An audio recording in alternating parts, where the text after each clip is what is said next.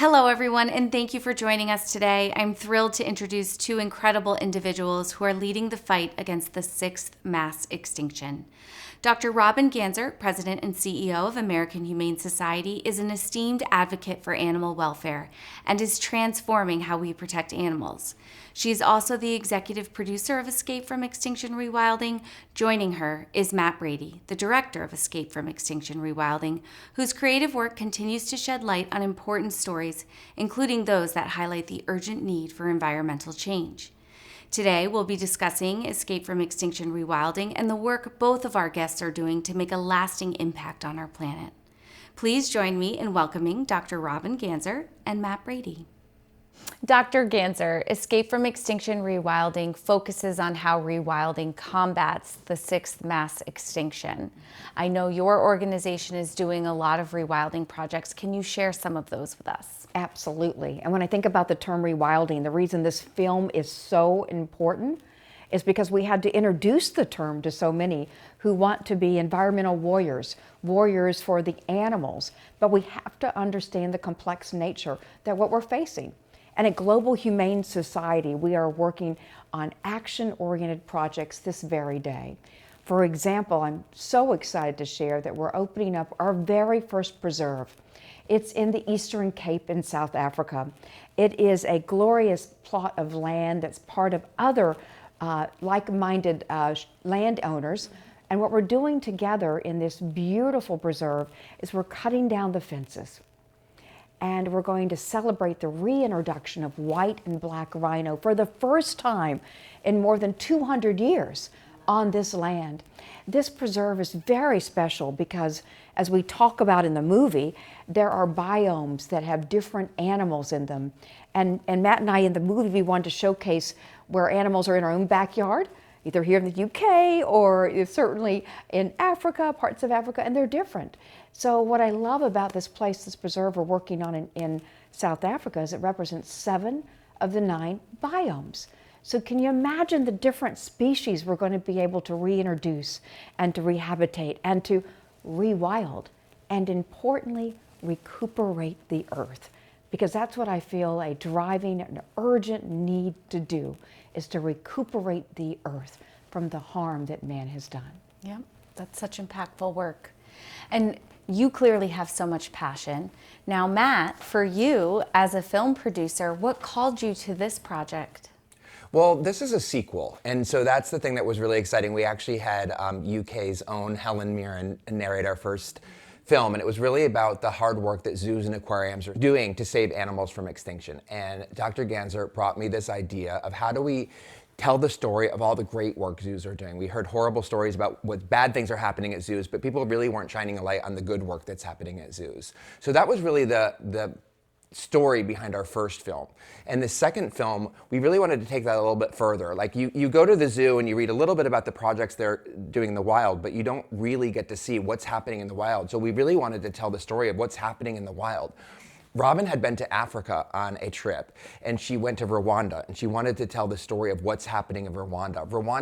We all remember Rwanda from the genocide. Nobody really, that I know, knew anything about Rwanda except pretty much the genocide. So let's go to Rwanda and tell the story about what they're doing, how they turned everything around, how they're saving the mountain gorillas, how they brought them from 200s in the 1980s, and now there's over 1,000, and tell that story and how that helped the economy and all of the people around, and how they've rewilded different parts of Africa and Rwanda and beyond. So that was really the start of the story, and then we expanded from there. Yeah.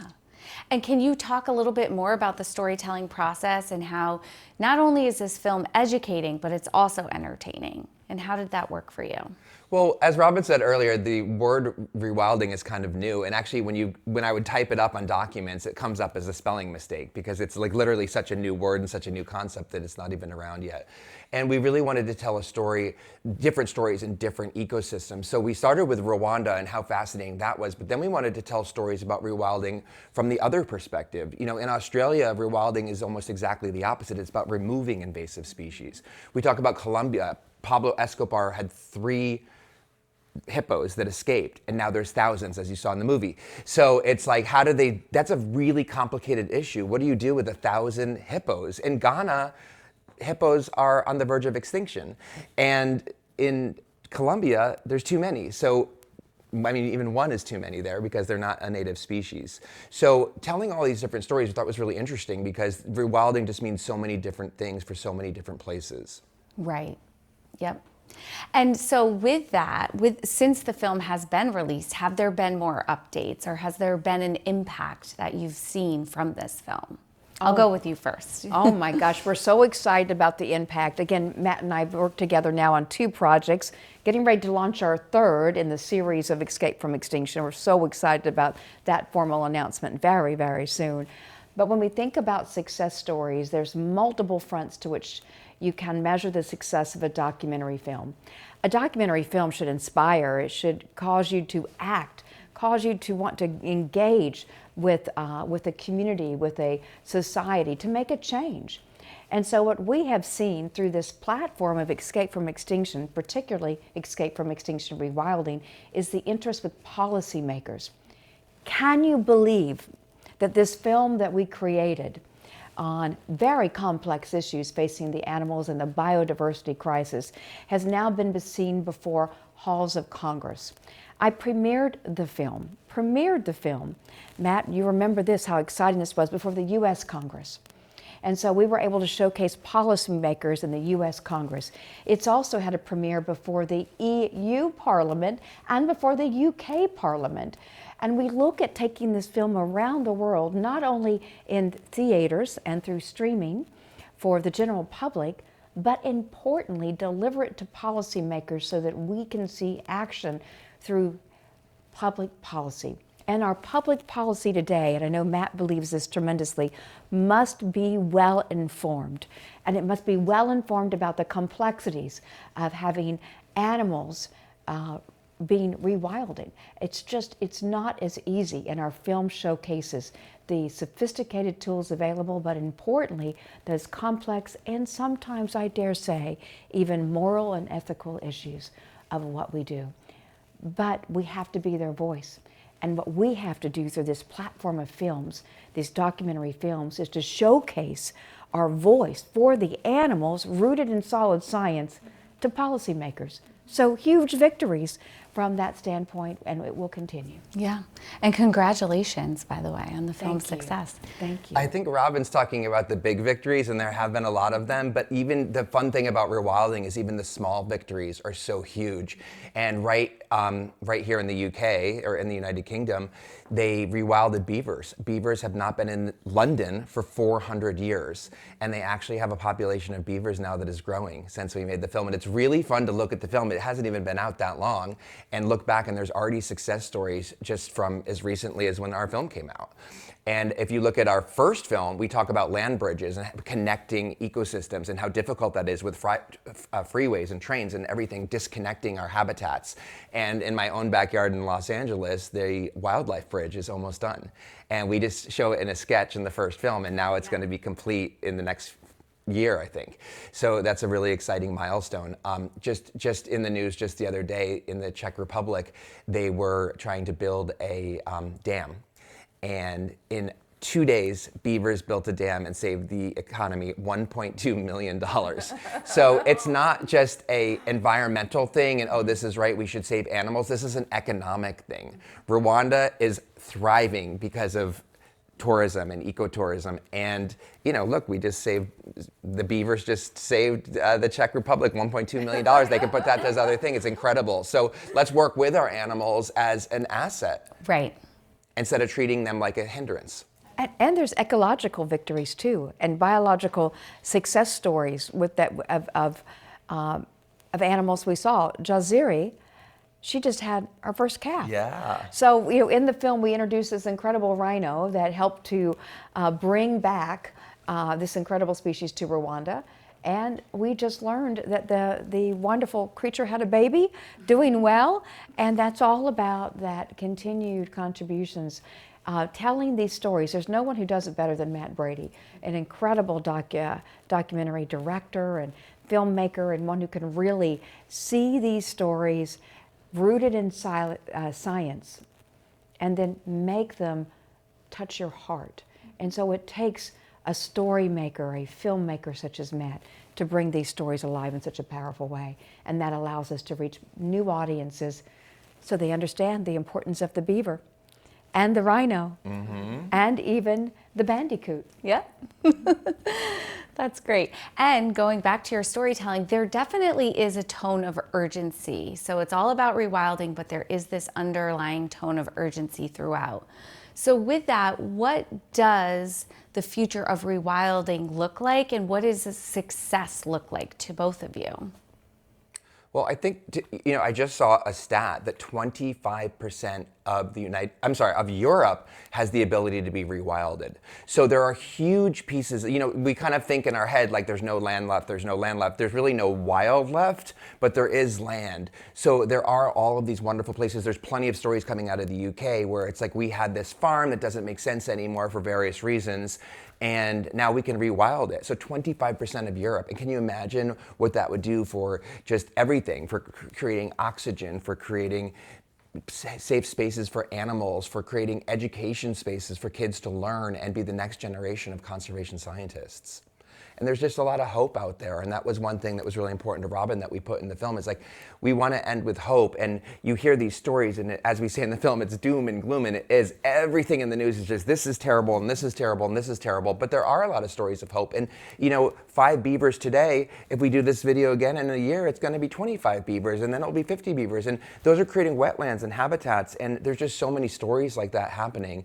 And the good work happening at zoos and aquariums needs to be celebrated and documented, because all you hear is these horror stories, and you have these giant billboards of Tiger King and these animal abusers that are getting all the attention. And we wanted to shine a light on the people that are really doing the work and make it hopeful and share the hope. Yeah. Because there is a lot of hope and wonderful things. Absolutely. And I definitely felt hopeful at the end of the film. Robin, what does success look like for you in the future? Well, see, that's a very, very serious question. When we think about the urgent call to action because of the biodiversity crisis, we are looking at 50% of species on the face of our earth being eliminated from our children and grandchildren's lives. So when I think about that, the very interrelated web of life on this earth will be forever altered. And so the urgency truly, based on the scientists and their research, is now. So again, that can feel very overwhelming. It can feel very overwhelming. I don't have a beaver in my backyard in Florida, so what can I do? But I do have an opportunity to provide a safe space for pollinators. All of those things really make a difference. So what does success look like? It's absolutely reversing the red and supporting IUCN's campaigns to reverse the red. It's absolutely about getting involved and choosing, as we talk about in the movie, one species.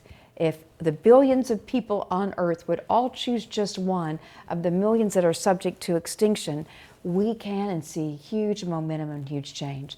So success to me, every single day that I get up and I measure success, is, have I done something to save the life of an animal and a species? It used to be just saving one animal. Now I see it's so important that my actions, my behaviors, my time, my energy is devoted to saving a species. And to me, that's extremely important. So success is saving not only animals, but entire species. I love that. So you have the iconic Meryl Streep narrating this movie. Can you talk to us about how that came about?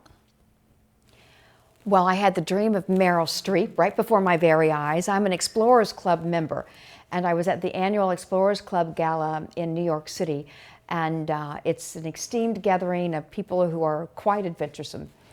And somehow I'm in that group, so I must be a little adventuresome.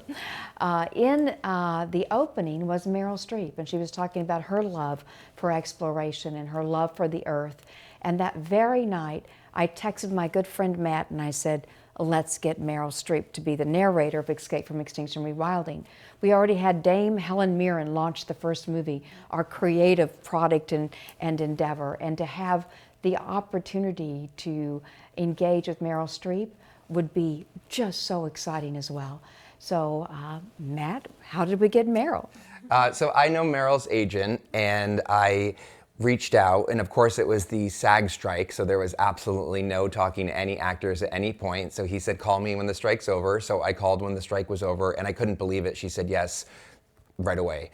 And that's, you know, for any filmmaker, that's very unusual to get your first choice right away, but we've had some luck. The wonderful thing about having Meryl participate in this film and Helen Mirren in our previous, unfortunately, because there is so much noise in the space and there are so many documentaries about so many aspects of animals, you really have to get something that breaks through, and having somebody like Meryl just really opens some doors for us. And it's absolutely wonderful because we're able to share this story and get some eyes on it. We actually have played at film festivals all over the world. We opened in the United States. We played in almost 100 theaters, which is very unusual for a theatrical documentary.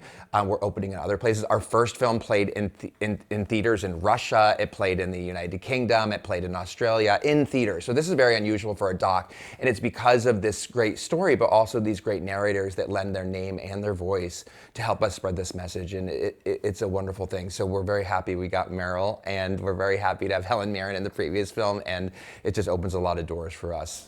Yes, and she has such a wonderful voice, so she brings the story to life. Matt, can you speak to some of the experts that are featured in the film? Yeah, it was really important to Robin to provide a list of people that actually know what they're doing. And if you watch so many documentaries, we see it all the time on social media, you take something that you see online as fact, or you take something you see in a movie as fact. And I think a lot of people believe what they're seeing as fact, but they're getting it, you have to trust the source of your information. And we've seen so many animal and conservation documentaries that just have these people that have actually no degrees and no education giving their opinions and making it sound like fact, and it really muddies the waters of what conservation really is and means. And that's a really scary thing to have. You don't want to look at people that really don't know what they're talking about as experts. And we see this all the time in politics, but we don't really realize that the exact same thing's happening in environmental and conservation. And I think it was really important to Robin to provide a list of her top connections in the environmental space that could give us the right information. Who do you want to listen to? Do you want to listen to the top expert in the field, or do you want to listen to somebody that works at a park? Mm-hmm. Mm-hmm.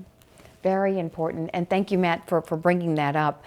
We're the only documentary film in this space that has the number of the top experts featured. Mm-hmm. In fact, the entire film is full of the world's top conservationists, ethicists, behaviorists. They are featured in this film, and there's no other film out there like it. And I think that's very important. Again, we appreciated the subject matter is sophisticated, it's complex, it's just not a standard nature documentary.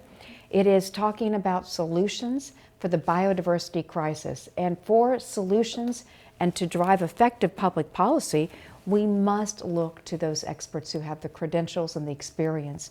So what you see in Escape from Extinction in the series is you see the world's top experts speaking from their heart about their career, their dedication to the subject space, their legacy. Their legacy is in building a better world and a more humane world. And so that's why we leaned into our top experts. Again, it's the only film like it that has those featured, and we're very, very proud. There's a lot of love in this film. These people actually love the animals and love what they do, but it's love mixed with science. Because you hear a lot of people that love animals and they have no idea what they are talking about. All these celebrities that are tweeting these things that sound wonderful, but they really just don't know what they're talking about. They're probably just reposting something that somebody else said that also didn't know what they're talking about. So that trickle-down effect is horrible for conservation and for the animals. We had such a huge problem in the first film. We really dove into this of people are boycotting zoos and they have no idea why. And then you actually talk to these experts and say, okay, this is a good zoo and this is a bad zoo. So go to this one. These guys are helping save an entire species from extinction. This one's not so good. But unfortunately, the way our society is, the craziest people break through. And just, again, to look at this show like Tiger King, is sponsored by Netflix, millions of dollars of advertising budget. If you're driving down Sunset Boulevard in my town, there are $50,000 billboards on either side of the road saying, tune into Tiger King. We don't have that kind of budget. We don't have those kind of resources. So how do we get people to watch our film that's actually helping the world and helping people, educate people on how to save animals from extinction? instead of just creating more chaos and more confusion about good zoos and aquariums and what they're doing. So it's a really, really big challenge to be able to help in the right way and storytell, but then also get people to see your film. It doesn't matter if you do a great film and have great conservation if people don't see it. And so which is wonderful is that because of the film festival community and actual people that go and see films and documentaries and support indie film, we have been able to get people to view this film. And Robin's connections, she used every connection in her book to get us to play at UK Parliament and Congress and the EU Parliament and get the word out there of how to save animals in the right way. And we hope this film is a platform for doing so. Beautiful. Can you talk more about the filming experience in general and working with wild animals and traveling across the world to share these stories? Well, I was panicked. When Robin called and said, can we go to Rwanda, I was absolutely panicked because I was Googling Rwanda and all it came up was genocide and all these terrible things. But it really is a wonderful place and just, knowledge is power. And we wanted to share some of that knowledge about how wonderful Rwanda actually is. And it's not 1989 still. But I think we can't compete with a Netflix documentary. We don't have that kind of money and that kind of budget. We can't sit in a forest for 6 months and wait to see a gorilla have a baby and film that. And that really is the amount of time they spend for some of those shots on these big David Attenborough nature documentaries. And we just couldn't compete on that level. So we had to be really creative about what stories we can tell and how we can tell them and what we can film and what we can't and what we can do. So we really had to be very strategic about what we were able to film, where we were able to travel. Going to Rwanda is obviously expensive. How small can our crew be, how scrappy we can be. And we were all very scrappy. I mean, you can see there's one shot of Robin like climbing up the side of a volcano. Like that was not easy. We, it wasn't like a 5-minute walk. It was a 2-hour walk up the side of a... It was actually 4 hours. I'm just saying, you remembered it as 2, I remembered it as 4. Well, we had to come down. So just 2 up and 2 down. I don't know, I remember 8, but anyway. Robin was trying to figure out how we get airlifted out of I mean, it was really hard. It was hard. It was hard filming and we had equipment and thank God we had the locals were able to help us. We could hire them, and to help carry some of the heavy equipment. But it was a lot of work getting up there and getting that shot. And we only had 45 minutes with the gorillas. So we were rolling the cameras and hoping we got what we needed and dealing with weather and all of that. So it was that was a challenge, and that was just one of the stories we told. We flew to Colombia for this movie as well. We flew to Panama, the only place we could interview John Paul Rodriguez, who is the head of the IUCN. He was available in Panama. So we flew down there and got to meet the sloths, and it was incredible. So, it's very, very, very difficult to tell a story that's this global on a small budget and figure out how to make it all work. But we did, and I think it turned out pretty well. It turned out so well. Matt, you should become a member of the Explorers Club too. Now that I think that all the places I've dragged you to around the world, I think we should get you a membership to the Explorers Club. It was a lot of fun.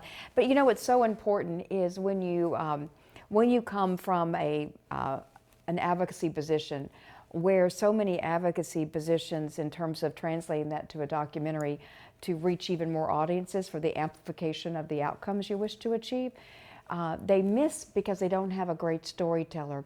Matt Brady sees the world through the eyes of a camera lens, and he's able to see how a story would progress and ensure that all of those shots are in queue and happening in real time. It's not a documentary is happening in real life. It's not staged. So everything you see is not staged in this film. This is real life happening, captured through a brilliant storyteller. So I love the fact that we've partnered up now on 2 films. We're looking forward to Escape from Extinction 3, yet to be titled. It kind of comes when we're in the filming process. But we have more stories of hope to tell, more stories of compassion, more stories of kindness, and more stories of love. That's wonderful. Well, thank you both for joining today and sharing your stories. Thanks, Georgia. Thank you.